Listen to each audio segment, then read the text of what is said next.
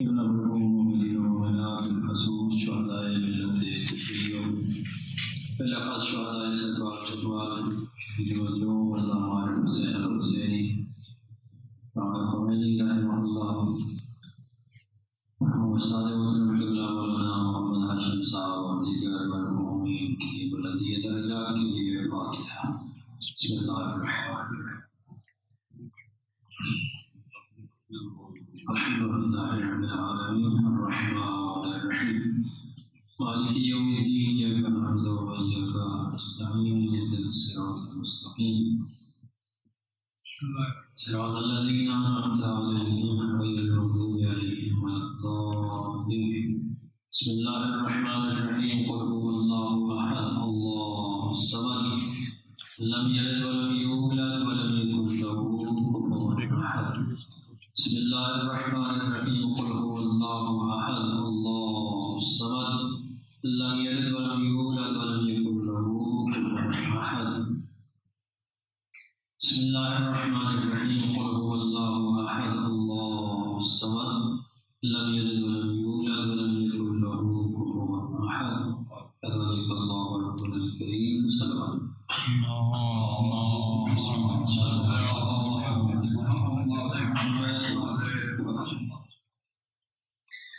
أعوذ بالله من الشيطان الرجيم بسم الله الرحمن الرحيم الحمد لله الذي دل على وجوده افتقار الممكنات وعلى قدرته وعلمه إحكام المصنوعات المتعالية المشابهة للجسمانيات المنزه بجلاله المناسبة الناقصات نحمده حمدا يملأ أقدار الأرض والسماوات والصلاة والسلام على نبيه صاحب الآيات والبينات سيدنا ومولانا أبي القاسم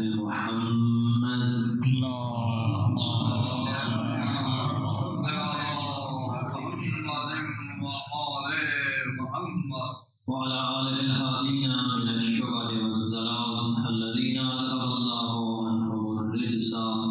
وطهرهم تطهيرا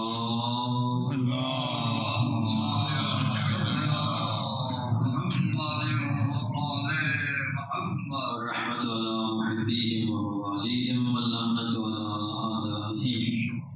من يوم عداوتهم إلى يوم الدين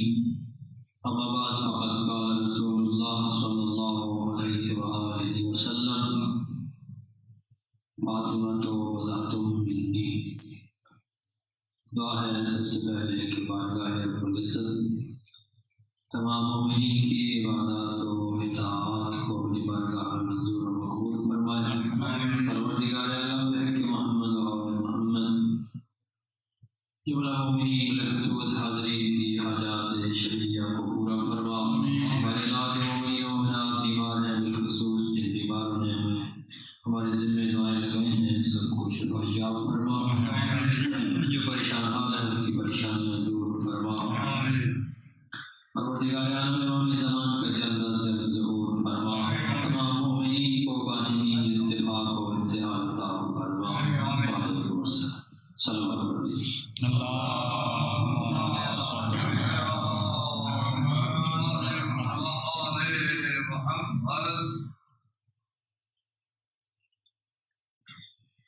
آپ کے سامنے فرمانے رسالت باب پیش کیا ہے۔ فاطمہ تو بذاتم منی، پیغمبر گرامی کا درکار فرمان ہے کہ فاطمہ میرے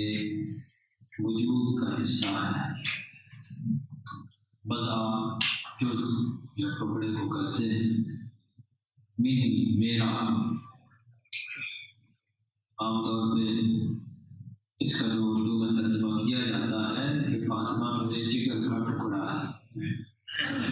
یہ ترجمہ شاید اس پورے مفہوم کو ادا نہیں کر سکتا، اگرچہ اردو کے محاورے کے لحاظ سے درست ہے کہ اس میں محاورتاً بات کی گئی ہے، اس قربت کی بات کی گئی ہے۔ انسان کو جب کسی سے اپنی محبت کی شدت بیان کرنی ہو تو اردو زبان میں اس کے لیے یہ جملہ بولا جاتا ہے، اولاد کو کہا جاتا ہے یہ میرے جگر کے ٹکڑے ہیں۔ یہ شدت محبت کی کیا ہے وہ اس کا اظہار ہے، شدت محبت کا اظہار ہے، اس لیے یہ جملہ محاورہ کیا گیا ہے ترجمہ، مگر نہ حقیقتاً اس کا جو ہے وہ وسیع تر مفہوم بیان کیا جائے تو پیغمبر اکرم نے یہ فرمایا کہ بذاتم منی، میرے وجود کا حصہ ہے۔ اس وجود کا جو وجود رسالت ہے، اور وجود رسالت مآب کیا ہے اس سے سب آگاہ ہیں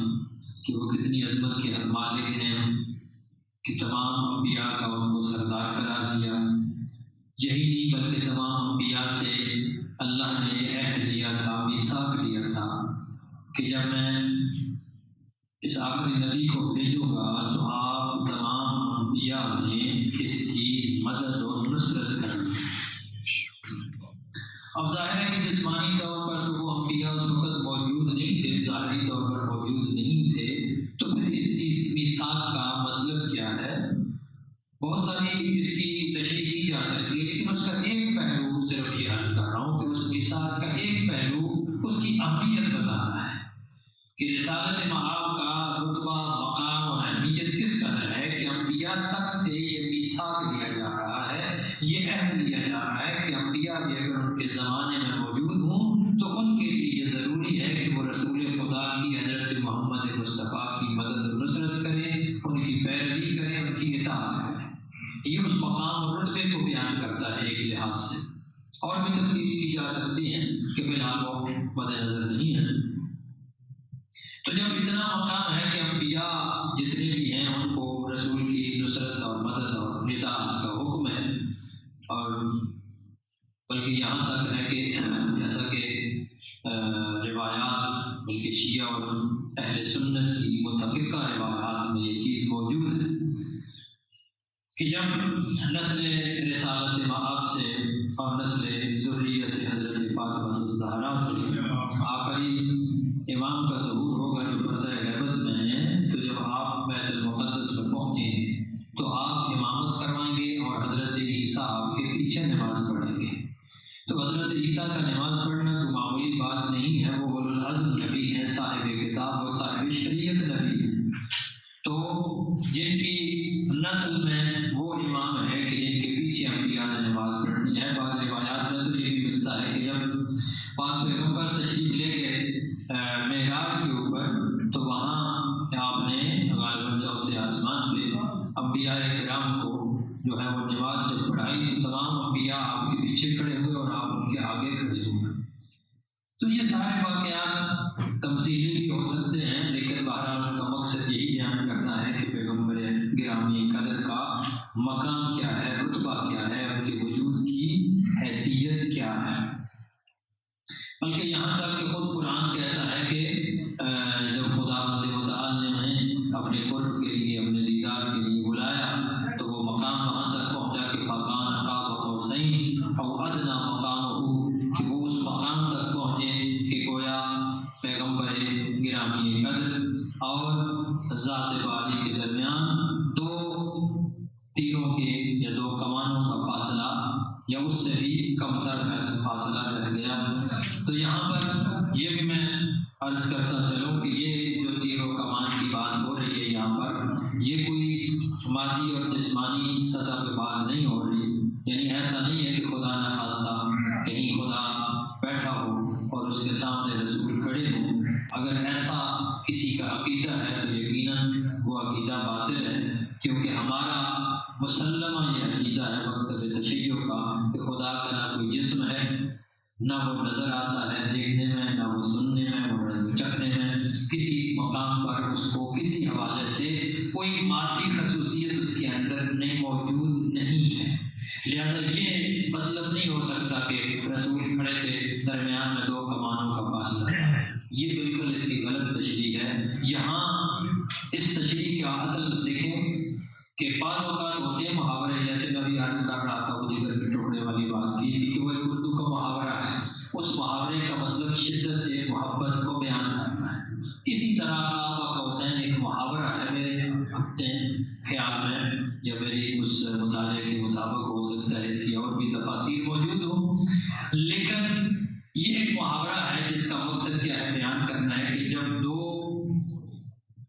قبیلے متحد ہوتے تھے عربوں میں، یہ صورتحال تھی، تو وہ کیا کرتے تھے، اپنی کمانیں ملا کر رکھ دیتے تھے۔ کمانیں ملا کر رکھنے کا مطلب یہ ہوتا تھا کہ اب یہ دونوں قبیلے متحد ہیں، متفق ہیں، اور متحد و متفق ہونے کا مطلب یہ ہوتا تھا کہ جو حلیف ہونے والا قبیلہ یا دوستی کرنے والا قبیلہ جو ہوتا تھا وہ دوسرے قبیلے کو یہ کہتا تھا جس کے ساتھ کمان ملا کر رکھی ہے کہ اب جو میرا دوست ہوگا تمہارا دوست ہوگا، جو میرا دشمن ہوگا تمہارا دشمن ہوگا، اور جو تمہارا دشمن ہوگا وہ میرا دشمن ہوگا، جو تمہارا دوست ہوگا وہ میرا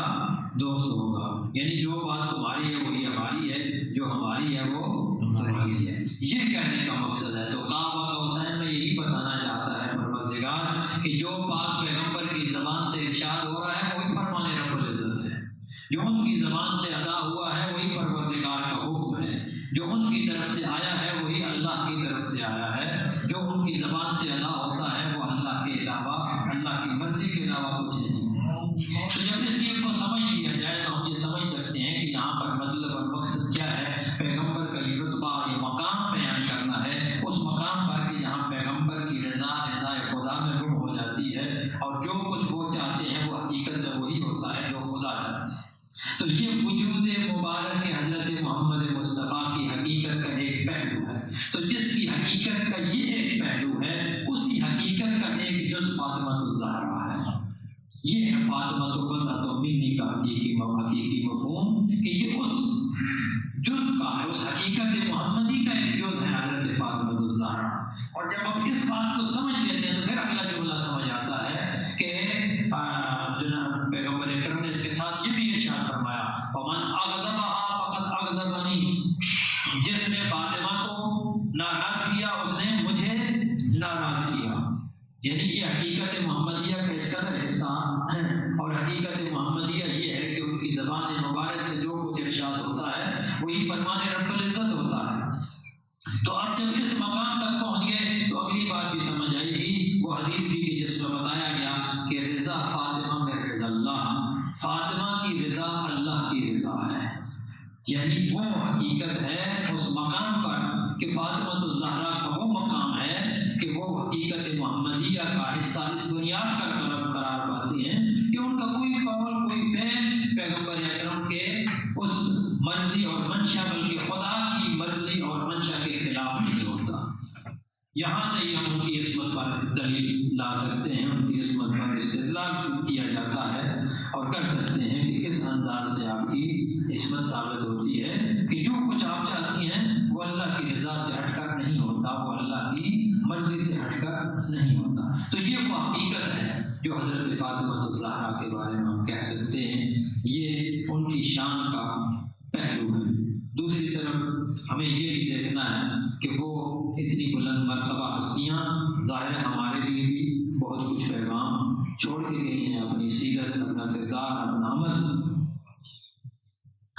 تو جہاں ان کی معرفت ضروری ہے، ان کی ذات کی اس معرفت کا ایک تقاضا یہ بھی ہے کہ جو ان کا عمل ہے، جو ان کا کردار ہے، جو ان کی سیرت ہے، اس سیرت کو، اس کردار کو اپنانے کی کوشش کی جائے۔ کوئی یہ دعویٰ تو نہیں کر سکتا کہ میں اس سیرت کو 100% اپنا سکتا ہوں، لیکن انسان کوشش تو کر سکتا ہے۔ انسان کی طرف سے کوشش ہونی چاہیے، توفیق اللہ کی طرف سے ہوتی ہے۔ تو وہ ہمارے لیے بھی بہت کچھ پیغام انہوں نے چھوڑا ہے، جو کچھ چھوڑا ہے ان میں سے ایک پہلو کیا ہے، وہ صبر و رضا کا پہلو ہے کہ نسبتوں کا اگر دیکھا جائے تو کس قدر بلند مقام بنتا ہے حضرت فاطمہ الزہرا کا، لیکن اس بلند مقام کے باوجود ہمیں ان کی زندگی میں صبر و رضا کا پہلو سب سے برجستہ نظر آتا ہے، سب سے برتر نظر آتا ہے کہ اپنی زندگی کے لیے یا اپنے کھانے پینے کی اتنی پرواہ نہیں ہے جتنی دوسرے انسانوں کی پرواہ ہے۔ آپ کے گھر میں اگر کنیز رکھی جاتی ہے تو ایک دن وہ کنیز کام کرتی ہے اور ایک دن بی بی فاطمہ الزہرا خود کام کرتی، تو یہ ہمارے لیے بھی تو ہے نا۔ کیا یہ جملے صرف اس لیے ہیں کہ ہم مجالس میں پڑھ لیں اور سن کے گھر چلے جائیں، بابا کر دیں، یا اس کو ہم نے اپنی زندگیوں میں بھی لاگو کرنے ہیں؟ کیا ہم بھی اپنے گھروں میں کام کرنے والوں کے ساتھ ایسے ہی سلوک کرتے ہیں، یا ان کو انسانیت سے ہی گری ہوئی کوئی چیز سمجھتے ہیں؟ نعوذ باللہ ان کو جانور کی حیثیت دیتے ہیں۔ اگر ہم یہ سمجھیں کہ مجلس میں آنے کے بعد یہ جملہ سنا واہ واہ کر کے چلے گئے، کیا سیرت ہے؟ گھر میں جا کر جو گھر میں کام کرنے والا تھا یا کرنے والی تھی، اس کو جا کر اس کے ساتھ ایسا برتاؤ کیا کہ جیسا برتاؤ جانوروں کے ساتھ کیا جاتا ہے، تو پھر یقین مانیے ہم نے ان کی سیرت سے کچھ حاصل نہیں کیا، ہم نے کچھ سیکھا نہیں ہے، ہم نے صرف واہ کرنا سیکھا ہے، ہم نے اس کردار کو اپنانا نہیں سیکھا، اس کو اپنے لیے یہ کہ ہماری زندگی کے اوپر کیا ان کا اثر پڑتا ہے وہ ہم نے اس کو سمجھنے کی کوشش ہی نہیں کی۔ اور یہاں دیکھیں آج کے معاشرے میں ماشاء اللہ دینداری بھی ایک طرف بڑھ رہی ہے، لیکن دوسری طرف ہم یہ دیکھتے ہیں معاشرے کے اندر کہ جو بھی ذرا سا اوپر آتا ہے وہ اپنے سے ماتحت کے لیے، اپنے سے نیچے والے کے لیے، یہاں بات صرف گھریلو ملازمین کی بات میں نہیں کر رہا، جنرلی آپ بات کریں جو بھی اوپر آ جاتا ہے اسے اپنے سے نیچے والوں کے ساتھ اس کا سلوک دیکھ لیجیے کہ اس کا سلوک کس طرح تھا۔ اوپر والے سے سلوک کیا ہوتا ہے؟ اپنے سے اوپر والے کے لیے یس سر یس سر، اور چاہے وہ جائز بات کرے چاہے ناجائز بات کرے، اپنے سینئر آفیسر کو یس سر بولا جاتا ہے، جو ماتحت ہے پھر اس کو پوری طرح اپنا غصہ اس کے اوپر ڈالا جاتا ہے، وہاں سے جو کچھ ملا ہے وہاں سے خاموشی سے چپ کر کے سن لیا، جو نیچے والا ہے اس کے اوپر سارا غصہ اتار دیا، رویے کے لحاظ سے جو ان کا حق ہے اس لحاظ سے بھی ہم دیکھیں کہ جو جتنا ان کا حق بنتا ہے کیا وہ ہم ان کا حق دیتے ہیں، کیا اس طریقے سے ہم سلوک کرتے ہیں؟ بی بی حضرت فاطمہ الزہرا نے تو ایک دن بی بی فضہ کو کام کروا کے اور ایک دن خود کام کر کے بتایا تھا کہ کس طریقے سے زندگی گزاری جاتی ہے، لیکن کیا ہم ایسا کرتے ہیں؟ اپنے ماتحتوں سے ہی سارا کام کروانا ہے، خود کھڑے ہو کر صرف دیکھنا ہے، ہم تو ہاتھ لگانا ہی کسی کام کو گناہ سمجھتے ہیں، تو پھر سیرت تو ہماری اندر داخل نہ ہوئی نا۔ ہم آپ کیجیے گا سیرت سے مراد جب بات کی جاتی ہے تو صرف یہ نہیں ہوتا کہ بس نمازیں پڑھی جاؤ روزے رکھے جاؤ، یہ ضروری ہے، اس کے بغیر کچھ بھی نہیں ہے، لیکن اس کا یہ مطلب نہیں کہ انسان اپنی زندگی کے باقی شعبوں کو بالکل نظر انداز کر دے، وہ سارے بھی اس کو اسی طریقے سے اہل بیت نے زندگی کے ہر شعبے میں عمل کر کے دکھایا ہے، ہر شعبے میں عمل کر کے دکھایا ہے۔ تو جب نمونہ عمل موجود ہے اور زندگی کے ہر شعبے کے لیے ہر پہلو کے لیے نمونہ عمل موجود ہے، تو پھر یہ ہمارے اندر بھی اس کا کوئی اثر ہونا چاہیے۔ کیوں نہیں نظر آ رہا ہمارے معاشرے کے اندر؟ کیوں اتنی زیادہ تفریق بڑھتی چلی جا رہی ہے؟ اگر طبقاتی تفریق کوئی حقیقت تھی تو پھر ائمہ معصومین نے ایسا کیوں نہیں کیا؟ اپنی زندگیوں میں ہی دیکھیں، ائمہ معصومین نے اپنی زندگی میں دیکھیں کہ انہوں نے کیا ہے کنیزوں سے بھی شادیاں کی ہیں۔ کنیز اس دور کا سب سے پست طبقہ سمجھا جاتا تھا، غلام اور کنیز سب سے پست طبقہ سمجھا جاتا تھا،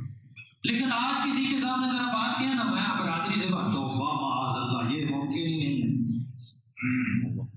کوئی بات کر بھی دے اولاد کی مرضی ہو تو ماں باپ کہیں گے بھائی ہماری تو ناک کٹ جائے گی، یہ کون سی ناک ہے، یہ کہاں سے ناک نکل آئی ہے، کس چیز کی ہے، یہ ہم نے اپنے پاس سے معیار بنا لیے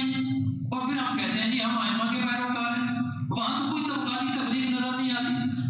حضرت محمد رسول اللہ نے جناب ماریہ قبطیہ سے نکاح کیا، ازدواج کیا، وہ مصر سے ایک کنیز تھی،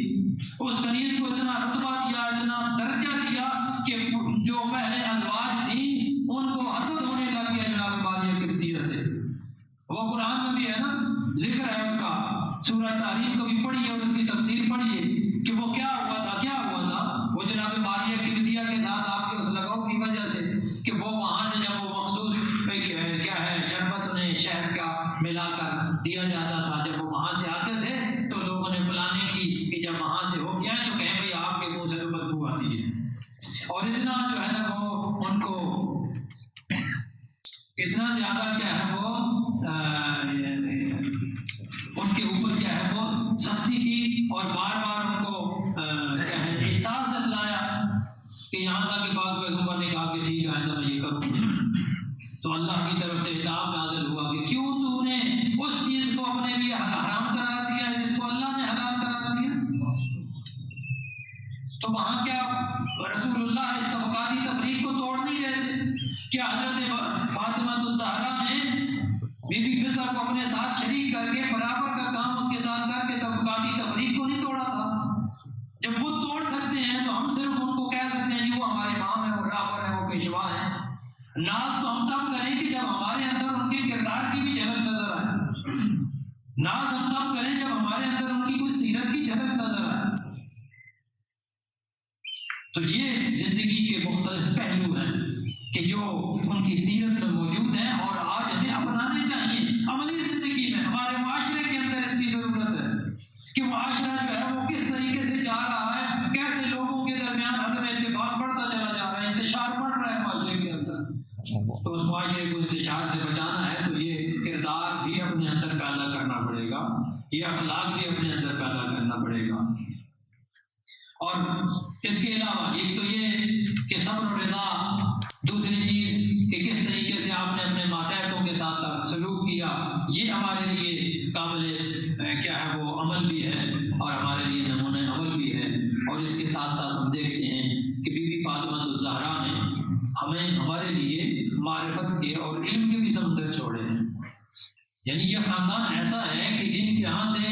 آپ علم کے باب میں جائیں یا عمل کے باب میں جائیں، کوئی شعبہ کسی حوالے سے کمی پہ نظر نہیں آتا، ہر شعبہ پیک پہ نظر آتا ہے، آخری انتہا پہ نظر آتا ہے، عروج پہ نظر آتا ہے۔ علم کے باب کی بات کریں تو کہاں پہ نظر آتا ہے؟ بی بی حضرت فاطمہ الزہرا کے مسائل تو یقیناً ہم بیان کرتے ہیں اور کرنے بھی چاہیے، اتنا حق تو بنتا ہے کہ جو تختر رسول ہے، جو آخری رسول کی واحد بیٹی ہے، اس بیٹی کا تذکرہ نہ ہو مسلمانوں کی زندگی میں تو پھر ہماری زندگی کا فائدہ ہی کیا ہے؟ تو یقیناً یہ ضروری ہے۔ اور اب تو کافی حد تک کیا ہے اس حوالے سے اہمیت دی جا رہی ہے۔ ایران میں تو کافی عرصے سے 2 ایام فاطمیہ منائے جاتے تھے، کیونکہ اس حوالے سے 2 قسم کی روایات موجود ہیں نا، کہ ایک روایت تو یہ ہے کہ پاک پیغمبر کی رحلت کے بعد حضرت بی بی 75 دن زندہ رہی، دوسری کیا ہے وہ 95 دن زندہ رہی۔ کچھ اور روایات بھی ہیں، 2 زیادہ مشہور ہے اس لیے 2 کی بات کر رہا ہوں۔ تو اگر 75 دن کی بات کی جائے تو پھر اس لحاظ سے 13 جمادی الاول آپ کی شہادت کا دن بنتا ہے، اور اگر 95 دن کی بات کی جائے تو پھر 3 جمادی الثانی آپ کی شہادت کا دن بنتا ہے۔ تو جو قوم میں مراجع موجود ہیں وہ اس حوالے سے دونوں دنوں کو، یعنی 13 جمادی الاول کو بھی اور 3 جمادی الثانی کے حوالے سے بھی حوضے میں باقاعدہ اس حوالے سے تاکید ہوتی ہے اور ایام فاطمیہ منائی جاتی ہے۔ پاکستان میں بھی اب پہلے کی نسبت کافی بہتر طرز عمل ہو رہا ہے۔ خدا ہمیں توفیق دے کہ ہم زیادہ سے زیادہ بیوی کے ذکر کو عام کر سکیں، اور اس کے ساتھ ساتھ ان کے علم و معرفت کو بھی۔ اسی خطبہ بدعت جو ہے، جو مشہور خطبہ ہے، اسی کو اگر پڑھ لیجئے کہ کس طریقے سے اس کے اندر توحید کی معرفت بیان کی گئی ہے، نبوت اور رسالت کی معرفت، دین کے ارکان کی کس طرح تشریح کی گئی ہے، اس کو سمجھنے کی ضرورت ہے۔ وہ ہمارے لیے کیا ہے نمونہ عمل بھی ہے اور ہمارے لیے معرفت کا ایک ذریعہ بھی ہے۔ صرف ایک جملہ اس خطبے میں سے پڑھ دوں کہ بی بی نے فرمایا اشہد ان لا الہ الا اللہ وحدہ لا شریک لہ کلمۃ جعل الاخلاص تعبیرا۔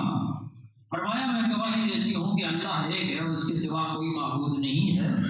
اور یہ ایسا کلمہ ہے، ایسا جملہ ہے کہ اللہ نے اخلاص کو اس کی تعبیر قرار دیا ہے۔ اب یہ اخلاص کیا ہے؟ اس اخلاص کے اندر 2 قسم کے جو ہے نا وہ تشریح موجود ہے۔ اخلاص جو ہے ایک عملی حوالے سے اور ایک نظری حوالے سے۔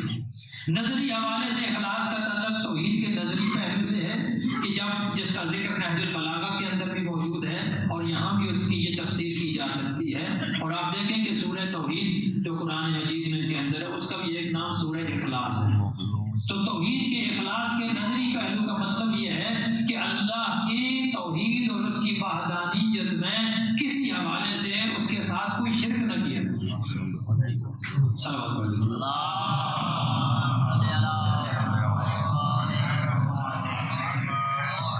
تو اس کے ساتھ اخلاص کا مطلب یہ ہے کہ اس کی ذات، اس کی صفات اور اس کے افعال میں کسی کو اس کا شریک نہ ٹھہرایا جائے، کوئی اس کا شریک نہیں ہے۔ اور اخلاص بلکہ اس